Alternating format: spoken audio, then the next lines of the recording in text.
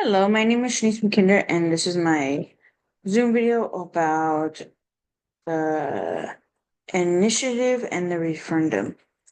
So, initiative refers to the form of a direct democracy where citizens can propose new laws or constitutional amendments and vote on them directly by passing legislature.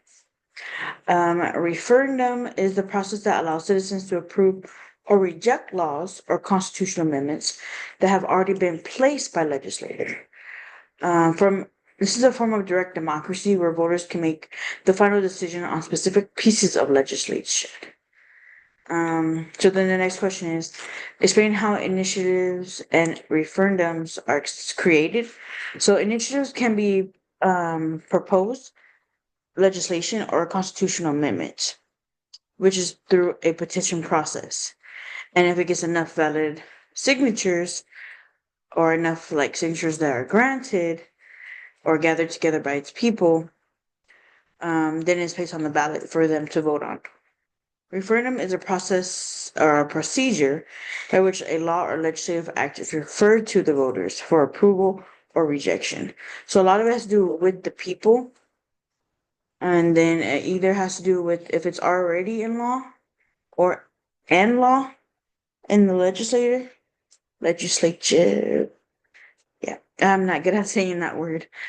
I've tried my whole life to say that word. It's just not one of my words that I'm good at saying. Then, um, sorry.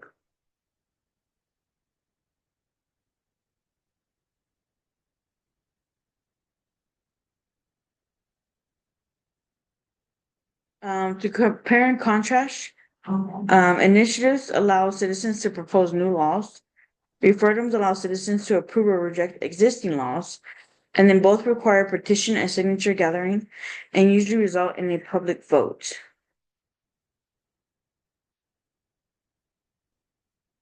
So initiatives also,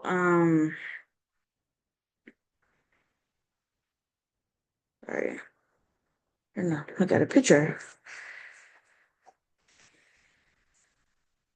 And then initiative citizens through a petition, and then referendum either legislator or citizens. For the purpose is to create new legislation or constitutional amendments, and then for referendum is to approve or repeal existing laws. Timing happens before a law is enacted for initiative, and then for referendum it happens after a law has been passed. Types is for direct initiative and indirect initiative. And then for referendum is legislative referendum or popular referendum. Um,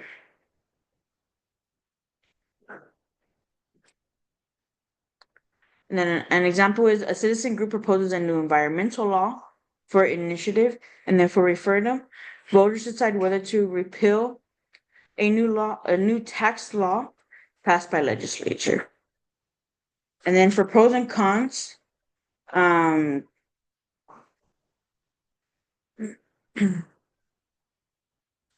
for initiative pros and cons, it would be it empowers its citizens, so it allows people to propose laws directly when they feel they the legislature is not responsive. It encourages civic engagement. It motivates public involvement and awareness of political issues. By passes special interests. Citizens can counteract influence from powerful lobbyists or parties. And then initiative policy making enables um, grassroots solutions and reform ideas. So cons would be that it's the complex issues are oversimplified. Voters may not fully understand complicated policy matters, so that's why it can be too oversimplified. It needs to be specific to them, or it's like, oh, swear. Um, the risk of misinformation.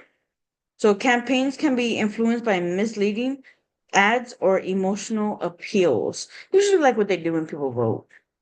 I'm just saying. Um, high cost.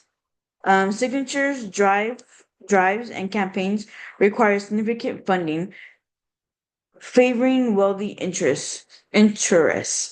So if someone is very popular with their community, obviously they're going to get their votes that they need. If someone who's not very known in their community, they're not going to get as many votes that they need. Potential for poor legislation. Laws passed by initiative may lack expert input or long-term planning. So that can affect what goes on.